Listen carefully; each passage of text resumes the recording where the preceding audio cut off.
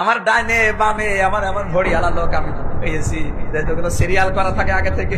কে কোথায় বলবি আমরা জানিও না, আল্লাহর ইশারা ভেতরে যে দেখি আমার ডাইনে বামে ভড়িয়ালা।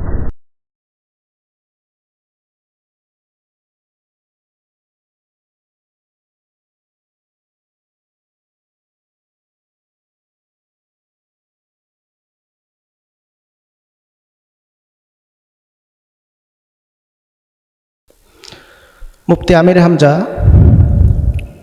আসলে বাতিলের একটা আতঙ্ক, যার দৃষ্টান্ত আমরা ইতিপূর্বে অনেক দেখেছি।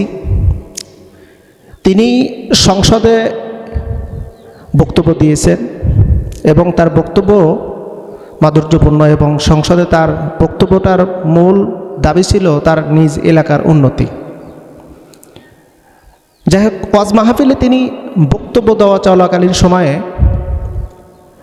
তার বক্তব্যটাকে সংসদের কিছু চিত্র তিনি তুলে ধরেছেন, এবং সে সময় রুমিন ফারহানাকে নাকি তিনি পেট মোটা বলেছেন, আর কার কি কোন অবস্থা এগুলো নাকি সে উত্থাপন করেছে।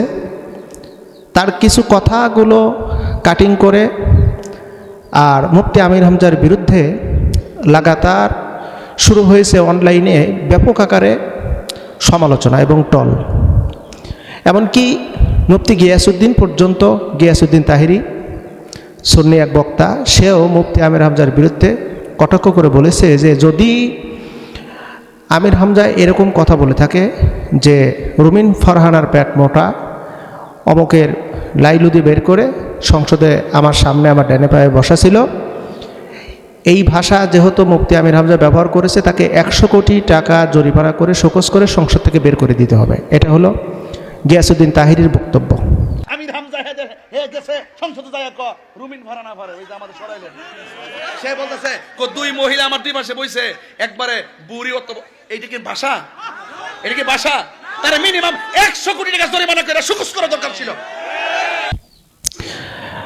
আসলে মুফতি আমির হামজা কি বলেছে এটা আমরা পরিপূর্ণ ভিডিও দেখেছি। ভিডিও দেখে যা বুঝতে পেরেছি, তিনি অশালীন কথা বা নোংরা কথা এ জাতীয় কোনো কথা তিনি ওভাবে বলেননি।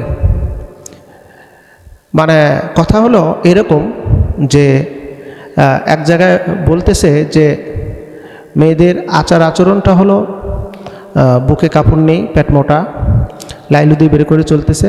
এখন তারপরে তিনি ধরেন এখানকার এই বক্তব্যটা আপনি নিলেন, এখন পরের বক্তব্য হলো যে সংসদে আমি সেখানে উপস্থিত হয়েছিলাম, সংসদে আমি দেখেছি।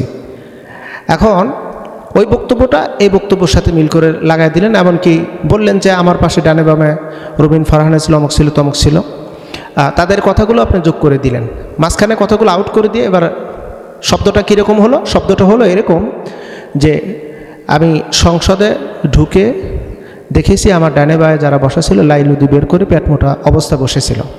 আস্তাগফিরুল্লাহিল আযীম। মুফতি আমির হামজা এরকম অশালীন ভাষা ব্যবহার করে তিনি বক্তব্য দেন নাই, আর তার উপরে মিথ্যা তহমত চাপায় দিয়ে মূলত তার সম্মানহানি করার চেষ্টা করতেছে। কিন্তু আমরা যতটুকু জানি, সম্মানিত ব্যক্তির সম্মান কখনো হানি করা যায় না। তাকে সমসাময়িকের জন্য হেনস্থা করলেও সেটা পরবর্তীতে এই সম্মানিত ব্যক্তিকে আল্লাহ পাক আরও সম্মান দিয়ে দেন। মুফতি আমির হামজা আমরা লক্ষ্য করে দেখতেছি তার উপরে যে সমস্ত তহমতগুলো চাপায় দেওয়া হচ্ছিল বারবার, কোনো তহমতই কিন্তু পারফেক্ট হচ্ছে না বা কাজীও হচ্ছে না। প্রত্যেকটা অবস্থানে কিন্তু মুফতি আমির হামজা বিজয় নিয়ে আসতেছেন, সফলতার সাথে বিজয় নিয়ে আসতেছেন। এটা কিন্তু আমরা লক্ষ্য করে দেখতেছি। মূল বিষয় হলো যারা হক পথে আছে, যারা হকের উপরে দ্বন্দ্বমান আছে, তাদের উপরেই কিন্তু আমরা পর্যায়ক্রমে দেখতে পাচ্ছি যে এই পালাক্রমে তাদের উপরেই নির্যাতন, তাদের উপরেই মিথ্যা তহমত, তাদের উপরেই নানান রকমের মিথ্যা অপবাদ দেওয়া হয়। এটা আজকের নতুন নয়, এটা যুগে যুগেই হয়ে আসতেছে। আল্লামা সাঈদীকে কি তহমত দেওয়া হয়নি? আল্লামা সাঈদীকে তহমত দেওয়া হয়েছে, অসংখ্য ওলামায়ে কেরামদেরকে তহমত দেওয়া হয়েছে।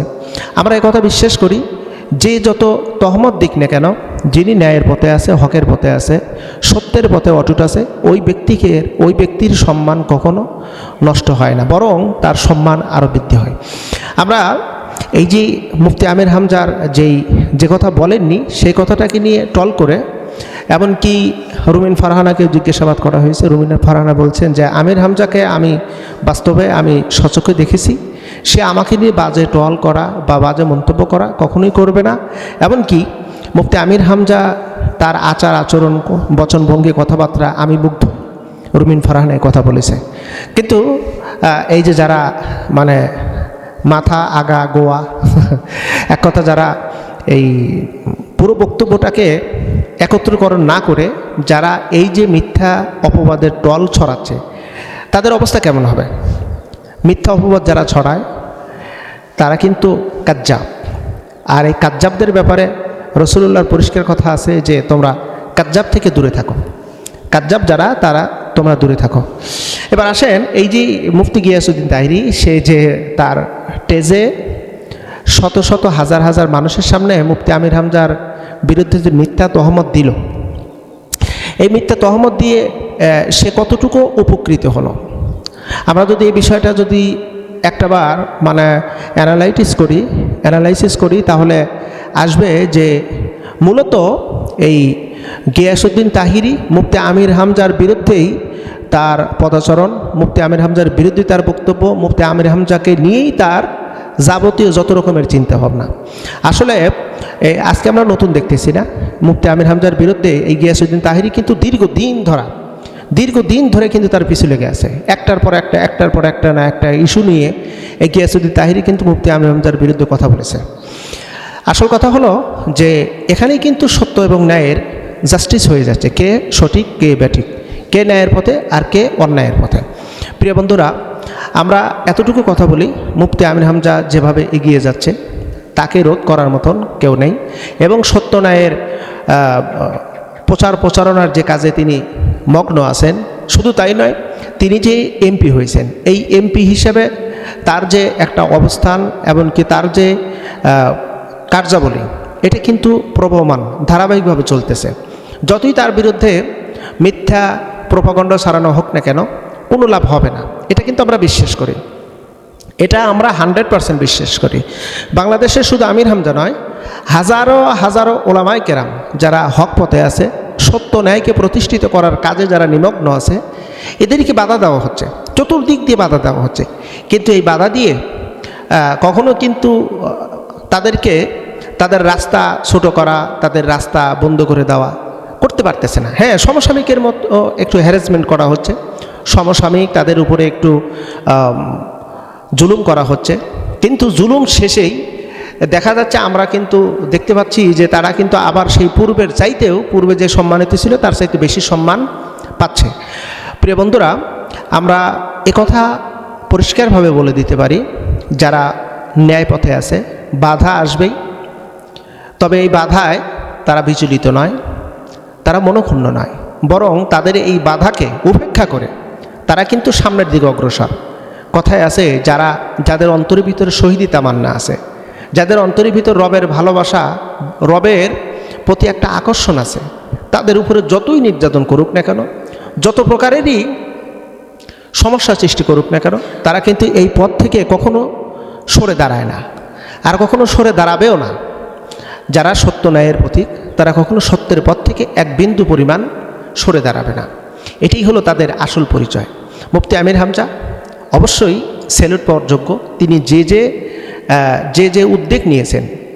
তবে আমরা আশাবাদী তিনি ওয়াজ মাহফিলে প্রাসঙ্গিক বিষয়ে যখনই কথা বলতে চাইবেন, অবশ্যই যেন গবেষণা করে এবং মাধুর্যপূর্ণ কথা বলে জাতিকে যেন উপকৃত করে। এটাই হলো আমাদের চাওয়া, এটাই হলো আমাদের কামনা।